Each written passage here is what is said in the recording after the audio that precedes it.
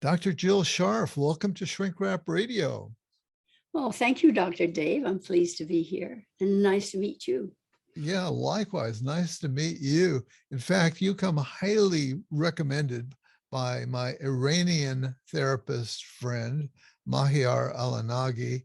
And so I send you greetings from him, but he's been on my case to interview you and or your husband, and your husband was tied up today. So we're just going to speak to you. Yeah, well, we know Mahyar from the fact that he translates psychoanalytic books for the Iranian audience, and also because he enrolled as an academic student in our program run by faculty at the International Psychotherapy Institute on child psychotherapy and child analysis. Yeah, and he's very excited about that, and he's very excited about what he is learning from in that program. And also, I am conveying greetings from my psychoanalyst friend, Professor Brett Carr in London, who has been a frequent guest on this show, and he speaks very highly of you and your husband, and he wanted me to be sure to convey his greetings. Well, I'm very glad to say hello to both of them. Yeah. Brett Carr is the most wonderful speaker. I've heard him times speak of his own material, introduce other people. He's really quite charming. And I would like to add that David Scharff would be very happy to come in and meet with you at another time. Yeah. Okay, sure. He couldn't and yeah, and yes, Brett Carr is I've never met him in person. We've only spoken via Zoom, but he's such a gracious person. Oh, yes. Yeah, just absolutely, absolutely gracious.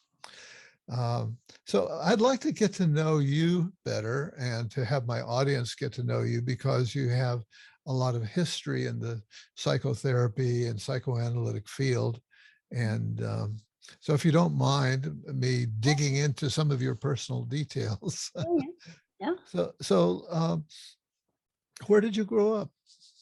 Well, I was born in Arbroath, which is a very small town in Scotland, but it's distinguished by the fact that it was the venue for the signing of the Scottish Declaration of Independence. Oh my goodness! From which a number of ideas were taken for the American.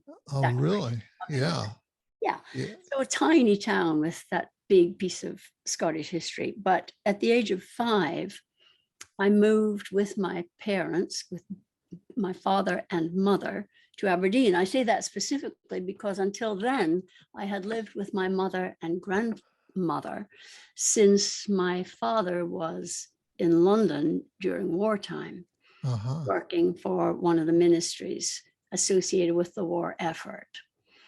And he did not want his little daughter and his wife subjected to the war. Right. Yeah, the bombing and everything that was going on there. Yeah. So I saw him only occasionally when he could come home. And then we were reunited when I was 5. And surprise, surprise, this very special only child doted on by mother and grandmother got a little brother when I was 7. Which was a great joy, but I now know from my analytic experiences, also quite a shock to my system. A shock to your system. Yeah, I've seen some of that in our own family. We've got 4 adult kids, and now we have 7 grandchildren. And I remember one of the children. If anybody wonders if sibling rivalry is a real thing, I remember one of our grandchildren, I won't say who, stepping on the hand of the new baby who was on the floor. Yes. Not accidentally. Yes. Well, I thought the same until my second child was born. And the first one took her hands and squeezed her head. Oh, yeah. You got to watch them a little bit. Disappear. But they have a very loving relationship now. But you asked about my growing up. So I grew up in Aberdeen, very much a town for fishing, granite, and beautiful granite, by the way. That gray, sparkling Mm, mica yeah. stone, infused stone. I went to school there, and then, like everyone else, I went on to university there. And in Scotland, I had already chosen to study medicine. So you go straight into the medical faculty, and it's a Uh-huh. 6-year program. Well, let me just back you up a little bit to find Yeah, out a little bit more about your parents. So yeah, your father worked with the government. yeah. He was What an did, accountant. pardon? He was an accountant. He was an accountant. Yeah, Okay. yeah. And how about your mother? Was she any sort of professional, a therapist or anything like that? No, no, no, no, no. No No. therapists in the family? He was a devoted homemaker and mother, Yeah. and she had trained at what's called commercial college. In other words, to Yeah. do bookkeeping and secretarial work, but she never did work. Okay. My father would never have permitted that. So were there any therapists or psychoanalysts in your family? Nope, nope. No. This is Scotland. This is Scotland. There were, at the time that I was training, there were only, I think, 3 analysts in the country. Uh-huh. Wow. Yeah. Okay. Okay. So take us more through your schooling that you started there. Yeah, well, I was a lifer. I started at the age of 5 and I graduated at 17 from the Aberdeen High School for Girls. It's the local public school, which was a girls' grammar school. Okay. You know what I mean? Yeah. Competitive entry public school in the American Yeah. sense of the word public. Yeah. So you went into this long college program. How long was the program to 6 prepare years. you for the medical field? Yes. And then you graduate as a doctor, and then you do a year Oh, of really? internship in medicine and surgery. And then you pick your specialty, and mine was psychiatry, which I did at Aberdeen as well. I mean, it's so strange now, Huh. but that's what everybody did. They went to the local university. If you couldn't get into your local university, then you might have to go somewhere else, like England, which seemed Why? very far Yeah. away. Why did you choose psychiatry, given that? Well, I don't know what was going on in psychiatry in Scotland, but psychoanalysis wasn't going on in a big way. Yes, but I didn't realize that. Yeah. I had always wanted to be a doctor, so that was already set. Then when I was about 16, I had an English teacher who was interested in character motivation in the Shakespearean plays. And since I was also interested in drama, Uh-huh. then it all sort of came together, and including she mentioned Freud, and that's when I read The Interpretation of Dreams. And that was it for me. I said, okay, Yeah. fine, do the medicine first, then you do the psychoanalysis. Then I later learned you had to do psychiatry to Uh-huh. be an analyst, or so Yeah. I thought. I now know that's not true, but I had thought that then. So Yeah. it's a progression. Yeah. Yeah. Yeah. It was true in this country for a long time. It's not true anymore, but it In the was true 80s. in the US was Yes. And it hadn't been true in Europe. yeah, No. right. And certainly Freud did not insist that people be medical doctors. Not at all. He was Yeah. very open-minded. He even included women. Yeah. Yeah, that's right. Um, so you pretty much, I had wondered, because I know you've listed among your specialties family therapy and some other approaches, and so I was wondering, well, were you a therapist before you were an analyst? But no, it sounds like you were pretty straight into becoming a No, psychiatrist and then an analyst. straight into psychiatry. Now, in Scotland at that time, psychiatry was very much a biological approach. Yeah. But being in a university clinic, I did have access to a supervisor who was analytically trained in Uh-huh. Pittsburgh. Actually, he had come back to Scotland, having trained there. And another who was a group therapist and someone who had trained with Henderson at the therapeutic community in England. So I had individual analytically oriented psychotherapy supervision with one half of the day, and in the other half of the day, it was analytic group therapy. There was no such thing as couple therapy or family therapy. There was child therapy, but I wasn't training in that then. Then I realized I wanted to know more about how to run a hospital. And I took a job in a therapeutic community called Dingleton, where the group therapy supervisor had himself worked. I did that for a year, and in that job, where I learned a great deal about what we call domiciliary psychiatry. You take the team and you go to the person in their home. Okay. You see, severe mental illness in its own setting.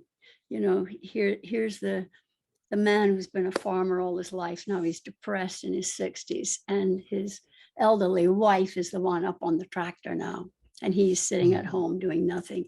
And the marital tension is enormous, and you see how it affects their daily lives.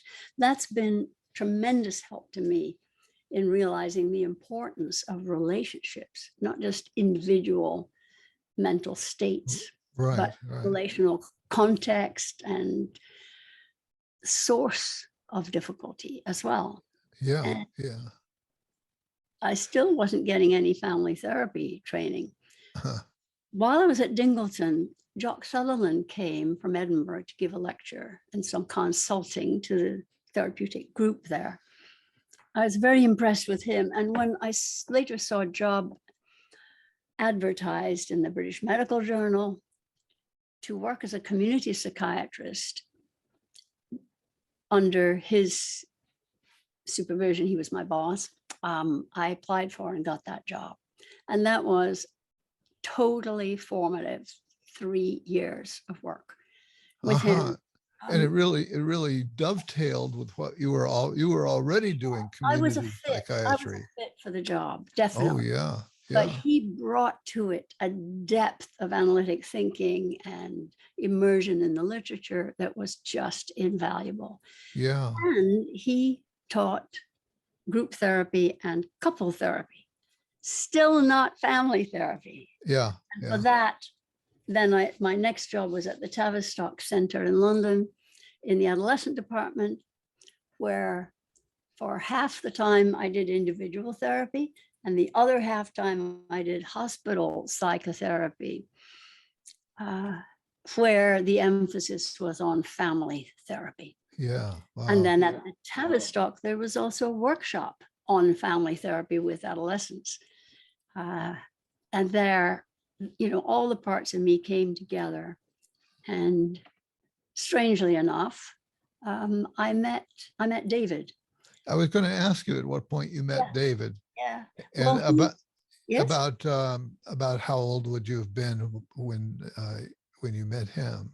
I think I was 29, maybe. Okay. I was very much a career person until I happened to meet him. It was at the end of his sabbatical year at the Tavistock.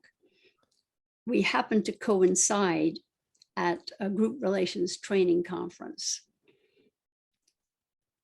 I happened to be applying for a job in the adolescent department at that time, where coincidentally, the boss of the adolescent department, the chief social worker, and the chief psychologist were all attending this group relations conference.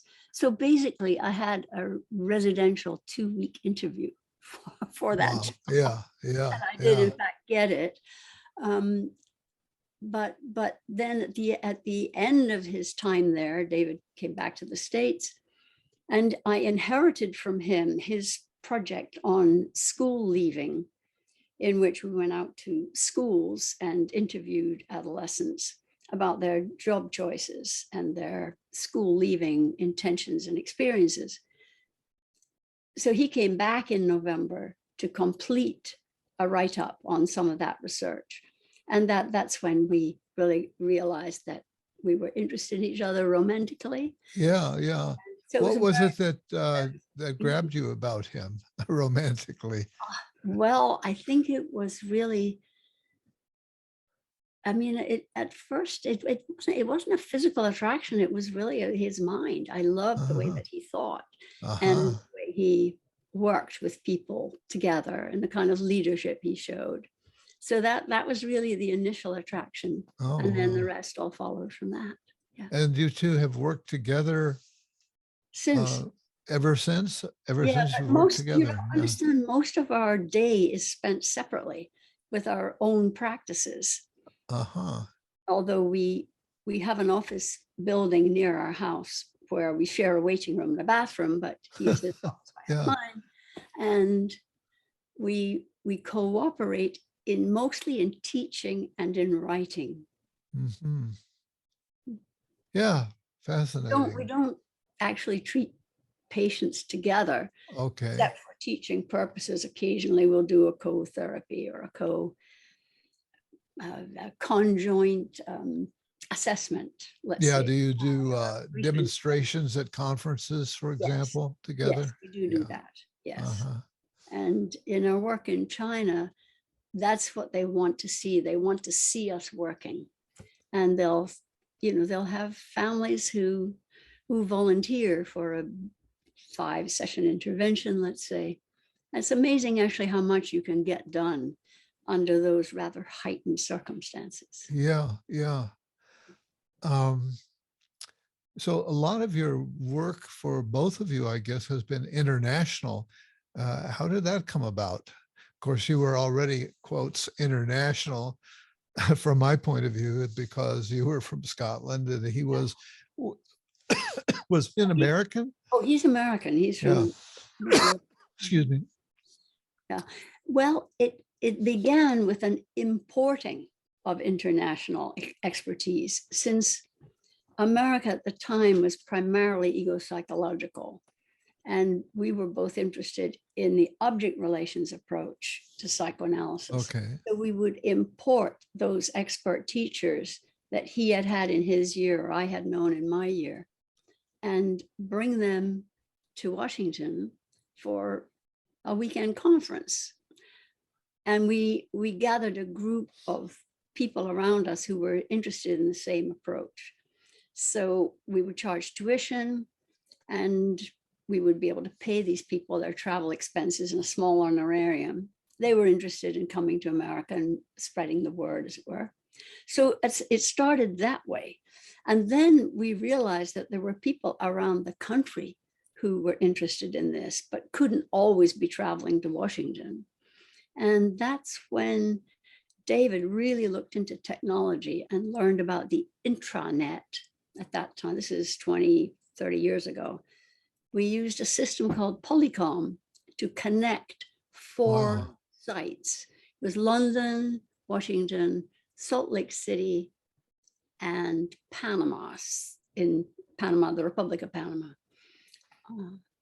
And those 4 groups studied together, in real time, with a lot of glitches, I have to say, because those Oh, were very sure. The early days. technology was so primitive then But relative to how it is today. the content drew people across those glitches. Yeah. They maintained their enthusiasm and motivation. I remember we were asked to present it one time in London. The people there were not so keen on technology as people in America, who were always willing to try something new. And they said, yes, well, maybe you can present content, but you can't really deal with affect. Yeah. And so we were able to show with video of Yeah. the 4 sites interacting that Yeah. indeed affect transfers across the intranet, just as it Sure. did in a room. Yeah. Pretty hard to rule out affect How can you? Okay. in human relations. I want to back you up just a little bit to ask you to do a kind of a thumbnail sketch of the ego analysis approach versus the object relations approach, because not everyone in our audience may not be, Yeah. that sophisticated. Well, the ego is psychological. It pretty much comes straight from Freud and his followers in the States, who had espoused the idea that behavior is driven by instincts, but instinct's not really a good word for it. Biological drives for seeking pleasure through sexuality, seeking release through aggression. And they followed Freud's second period of thinking when he moved beyond his original instinct theory to the theory of psychic structure developing in order to control these drives. So you've got all the drive materials, biological material, fantasy material, located in the part of the self that he called the id, which is always pressing to release its energy and must be managed by the, quote, the ego, which is helped to control the unmanageable forces by the strong superego, which develops in identification with particular traits of each parent. The object relations approach has a different view of the baby. The baby is not just this bunch of instincts and drives seeking an object for their satisfaction, which of course would be the mother. But and in the meantime, just fused with her, not having like a separate existence. Object relations theory holds that the baby is born with competence. The baby main goal is to be in relationship to that mother. And the drives for the satisfaction of hunger, for connection, for safety, for protection are all working towards the goal of being in a relationship with her. And there is, as Winnicott said, no such thing as a baby without a mother. There's no such thing as a mother without a child. The birth of the baby turns her into a mother, and their relationship then is extremely important in the future development of both of them. Right. Well, that's a good job of a thumbnail sketch of those two. I've always felt that that the object language is so unfortunate. Oh, it's terrible. It's terrible. Yeah. I mean, it's such a simple and obvious theory, and it's trotted about in all these jargon terms. Yeah. That really was Fairbairn's fault. Okay. He himself was a very scholarly man, trained as a philosopher, and very loyal to Freud. He couldn't help but argue with Freud. He felt Freud stopped short of moving to the next phase of his theory, but he wanted to use Freud's term, the object, to, I guess, be deferential to the master, as it were. Guntrip, he wanted to call it personal relations theory. He didn't like this object relations term. I, of course, being trained in Edinburgh, where Fairbairn had lived and worked, by Sutherland, who had been analyzed by Fairbairn, I never even heard the word object relations. And that's just how we thought. It's how we did our work. I didn't know it had a name until I came to the States. Yeah. And then there's this other, I think maybe a later development referring to it as relational therapy. And what's new in that? Why? Can you characterize that development? I'm not expert in relational psychoanalysis or relational psychotherapy.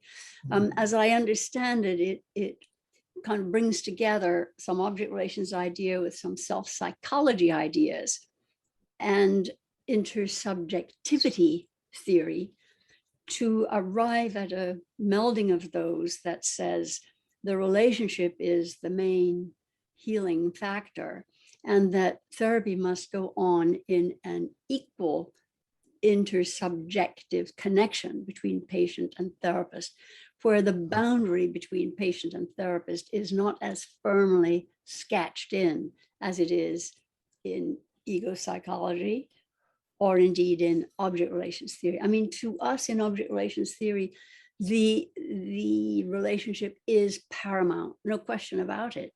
It's a microcosm of every relationship that the patient has in the outer world, back then, now, and we work with how we are affected and how we affect the patient. There's a different balance in the understanding of the here and now and the relationship between the relational language sounds and feels more contemporary. And I think language is so important, and sort of, even though there's a lot of research that has shown that therapists in general are much more similar in what they do than in what they speak. And what they say happen. Too, absolutely. Yeah. Well, more contemporary. Certainly, object relations is just such a dreadful term and so dated. Right. It was useful when we began writing, though. This is back in the late 80s, because at that time, psychoanalysis had a very bad reputation in this country. It's like it's kind of gone up and down. It has. And so it was useful to have a different term to disguise the fact that we're talking about psychoanalytic concepts here. But we've pretty much dropped the object relations terminology. We're just talking about a psychoanalytic approach that very much values the relationship. And one difference, I think, with the relational group is that they're less inclined to work on transference or to attribute interactions between therapist and patient to transference, rather to reality. Now, I may be distorting it completely because I say I have not studied with a relation. Yeah. So you and your husband at some point found something called the International Psychotherapy Institute. And what was that invention designed to solve? What was the problem that you were solving by doing that? Well, one problem we were solving was the word object relations. I mean, our first institute used to be called the International Institute of Object Relations Therapy. And that was when we were inviting these people from Britain to share their object relations approach, whether they were in the Fairbairn Winnicott Guntrip camp or in the Klein Bion camp. Those two are at war in Britain, by the way, but here, many miles away, we can put them together and take the best of both worlds, which is what we did. And a group of people around us interested in studying with us, they were the founding faculty of what we call the International Psychotherapy Institute today. And I'm a little curious why it's not called the International Psychoanalytic Institute instead of the Psychotherapy Institute. Well, that's such a good question. I mean, again, psychoanalysis, it has been somewhat elitist, which we do not like. We value the fact that most of the work is done by people who train as psychotherapists. Only a few people train as psychoanalysts, and they do it because they're interested in studying in depth patients who are willing to come 3 to 5 times a week. And not everyone is going to do that. Not everyone needs to do that. To me, it's for people who are really looking for major character change, and not everybody needs that. Yeah, and not everybody can afford that. No, they can. And also going back to your beginnings in Scotland, which at that point was a relatively undeveloped country, and you were in essence behaving like a barefoot doctor. you know, that concept in China, the barefoot doctor, and going out and working with people, you know, in their, you know, they didn't have to pay to see you a number of times a week and Well, et National Health cetera. Service Yeah, yeah, didn't pay anything at all. yeah. A different, totally different system. But I would say here that your audience might want to know, if someone there is interested in analysis, all the psychoanalytic institutes have clinics where they offer low fee, reduced fee, very, very, very low fee analysis for people who qualify and are willing to make the commitment. They can be treated by those who are candidates in training under supervision with experienced analysts. But those people are already, you know, trained psychologists, social workers, or psychiatrists who are advancing their skills, particularly in the psychoanalytic direction. Well, that's a good point to slip in here.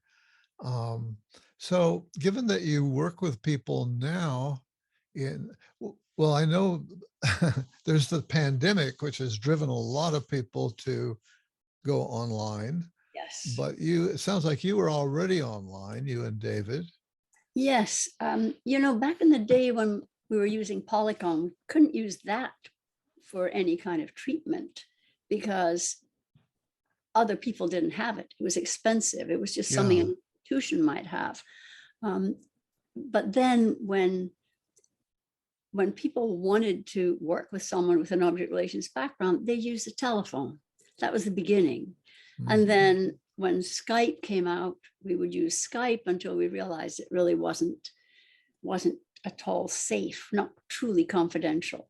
And then Zoom came along where you can buy a professional grade. So you have a medical grade platform. Yes. And we can treat people who are maybe they're homebound for physical reasons, or they live in a part of your state that's a 2-hour drive, so they don't want to come into your office 4 times a week, let's say. And so we developed our understanding quite early. And that came in very handy during the pandemic. We were able to work with colleagues at the American Psychoanalytic Association to develop training programs to help people over the transition, because people suddenly had to either end their treatments or adjust and move online, and they weren't used to it. They needed help and support, which we were able to give. Yeah. So you both do independently do therapy online with individuals? Yes. Uh-huh. Right now, it's entirely online. Our offices are not open yet because cases are all what do you find to be the obvious advantage is that maybe they can't leave, so there's that advantage, but do you find that there are specific problems or deficits in that approach? There are some people for whom it's a huge deficit. That's the person who wants to come in my office, lie on that couch, and enjoy the fact that I prepared that couch for them and that I am sitting right there with them. There are some people who really need that. And so for them, being online is really difficult. And many of them will refuse. They rather have nothing. Now, others, they're able to sort of symbolize the office that they have known and carry it with them. And they're able to make the transition. Now, there are some younger patients who are absolutely fine with it. That, they live their life connected. Right. And they're used to texting people rather than calling them. They're very comfortable with the technology. To them, it's not impersonal at all. Now, for those for whom it's a deprivation, it can just kill the treatment, or you can use it as an experience of the kind of deprivation they suffered earlier in their life. The frame of the treatment carries the history of the early mother-infant relationship. And you can, if you can interpret that and really use the frame, the setting, to recognize the transferences that are developing to the setting, not just to the analyst, you can really make it quite a useful experience. Mhm. Fascinating. And With children, many children find it difficult. Yet there are other children who can cope. The ones who have known you already and have a way of dealing with you through play and characters, or Play-Doh, or art media, sculpting, whatever, then they just set up a desk here and then they do that. And I'm doing it with them, let's say. Yeah, great. Another child who's younger, they don't know what's happening. So those children we tend to see with their family members. Yeah. We do a family meeting instead, and wait for the day when you can see that child in your office, where it's much easier. When we think about analysis, we always think of very long-term relationships. Do you find that are you doing a mix of long-term and very short-term work? Yes, I like to have the mixture. I like to see individual analytic patients, couples, children, families, and parents, and a complete mix through the day. Yeah. And in the future, I imagine having a mix of in-office and online meetings. Mm-hmm. I don't like that word in person, as because if it's only when you're physically present you are in person. I see. Me, I'm in person, whether I'm in my office or Right. working online, because I'm still me. I still have a relationship with that person. I still have my feelings. I still have my bodily experiences in response to the material that's presented to me. So we are speaking in person right now? We are. Very. Good. Yes. Good. Oh, yes. So what are the countries that you're involved with right now in your work? Can you rattle them off? Well, there's two mainly.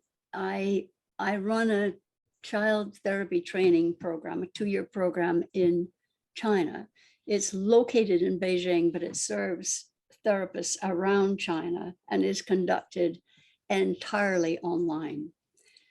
Now, it was advertised 2-3 years ago as having 2 immersions in Beijing, that the Chinese therapists would all travel in for a residential week 2 times during the 2 years. But COVID intervened, so that immersion week never happened. Now, those students really do regret that. They really wanted that experience. And Oh, yeah. have it. And I don't see any time in the future where it's likely.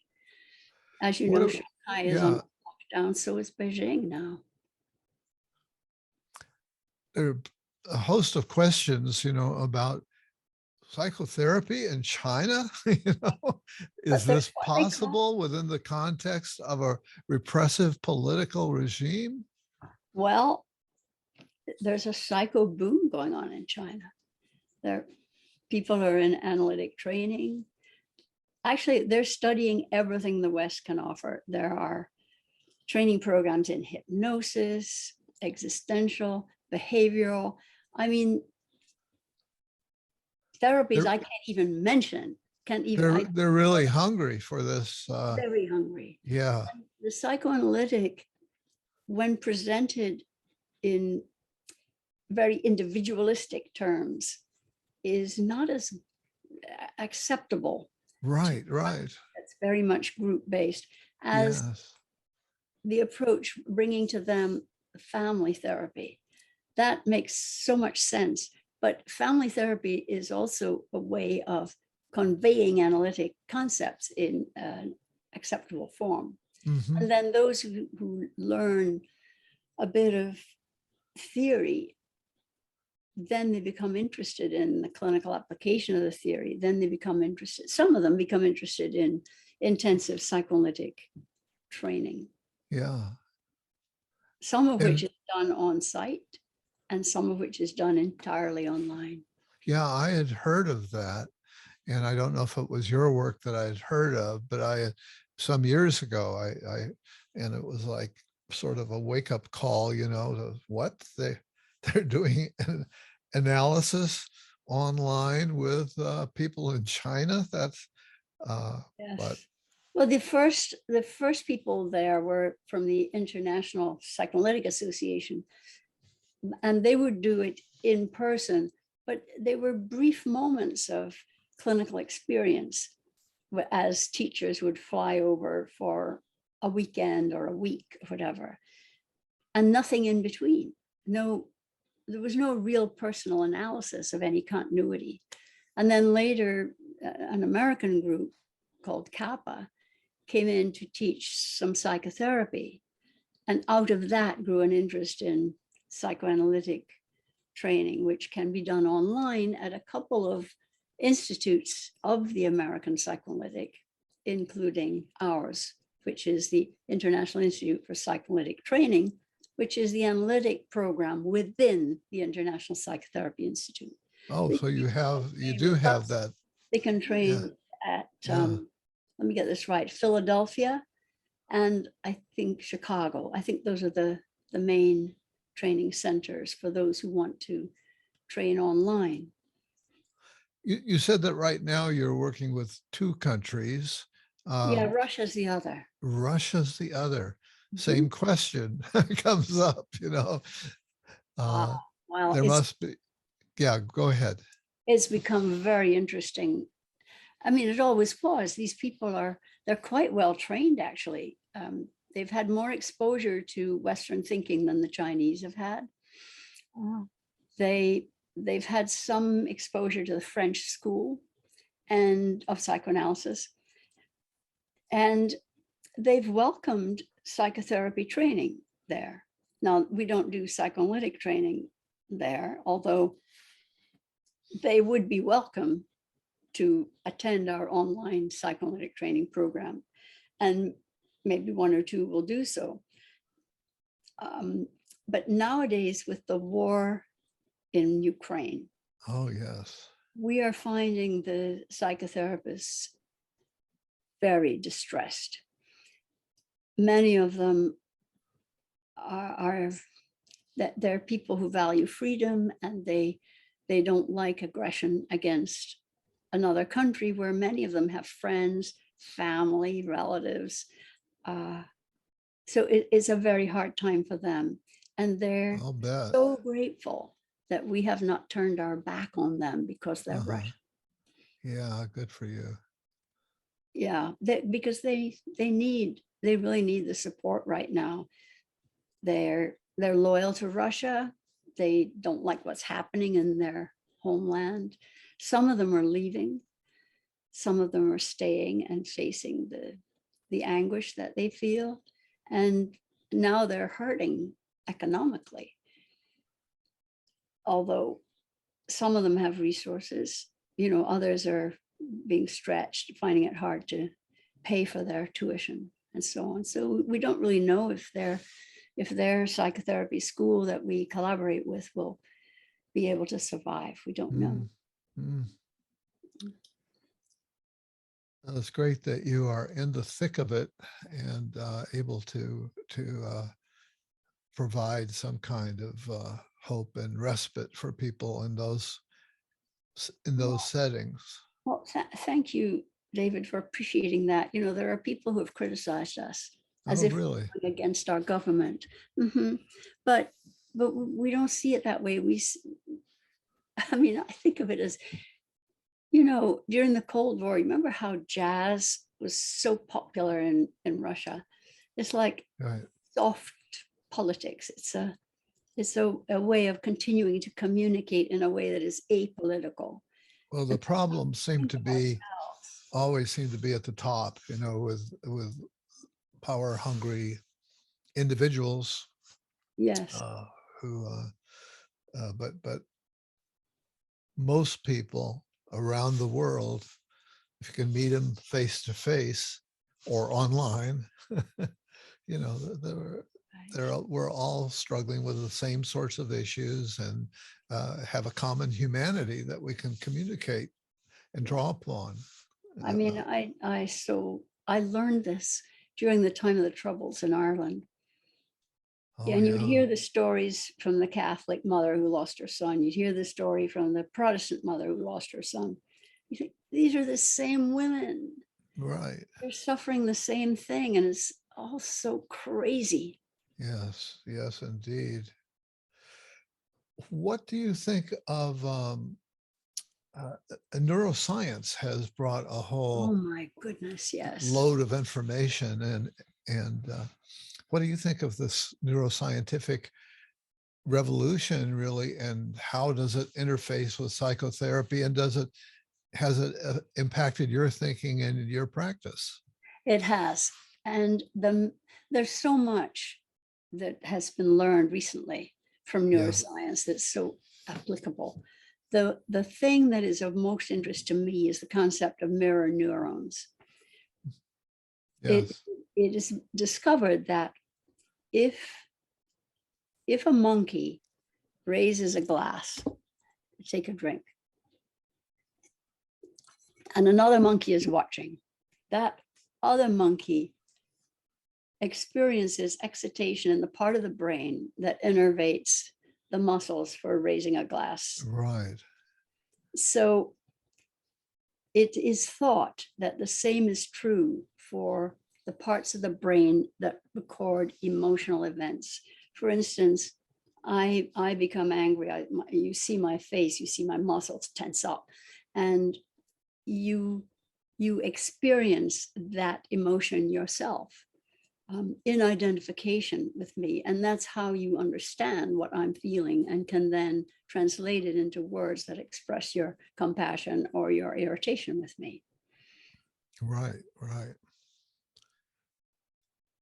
And that also brings insight into the relational psychotherapy that we're talking about, where as a therapist, you can begin to monitor what's going on inside you and realize, oh, this may have something to do with what's going on inside my client.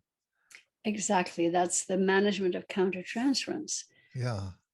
Using the countertransference to have an idea of what's being conveyed to you, and then putting it into words to make sense of it for the patient. Yeah. Yeah.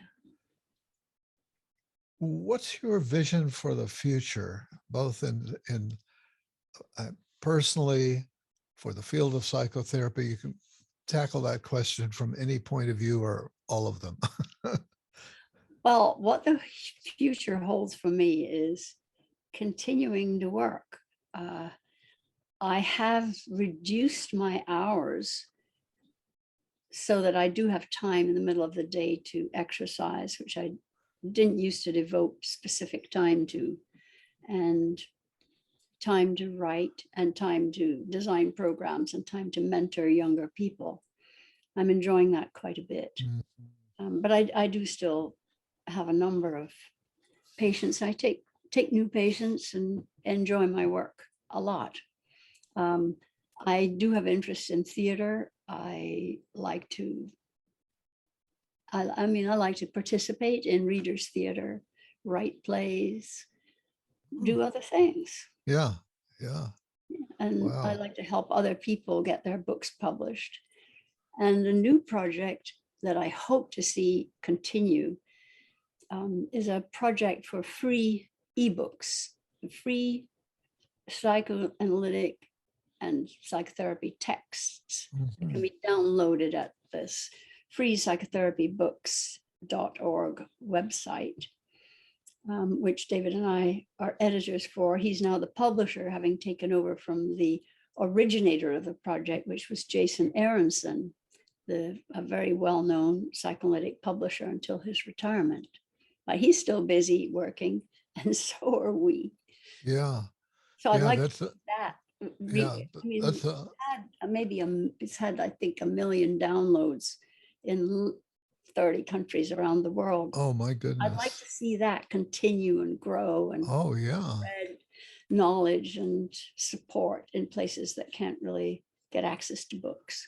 Yeah. Yeah. That's such a, the exposure to psychotherapeutic ideas, I think, is a humanizing, democratizing one. And I love so the that idea idea. of making it freely available is really important. Yes. I wish we could Yeah. do the same with therapy, but unfortunately, therapy depends on people's time. You have to Yeah. really be there connecting in Yeah. a relationship. The other thing I see in the future is that most people will practice in a mixture of in-office and online settings, Hmm. Yep. because people in the future that are having experienced what online can do aren't going to be willing to devote an hour to travel across Los Angeles to see their therapist, or 2 hours to travel Yeah. across Beijing to see their therapist. Yeah. And that's a dynamic that's playing out in the workplace generally, in many industries where people don't want to go back to the office, or some kind of a hybrid of that for some social interaction. But Yeah, I think a hybrid, because so much creativity occurs just over the water cooler, as they say, yeah, right, bumping into each other in the corridor. right. Ideas spark in so many different ways. Do you have a website that you'd like everybody to know about in terms of if they might want to contact you or get training or get therapy? How would they Yes. do that? David and I have a website called scharffmd.com. That's Okay. SCHARFFMD.com. And then we've got freepsychotherapiebooks.org that I mentioned, which is part of IPI. And the IPI website is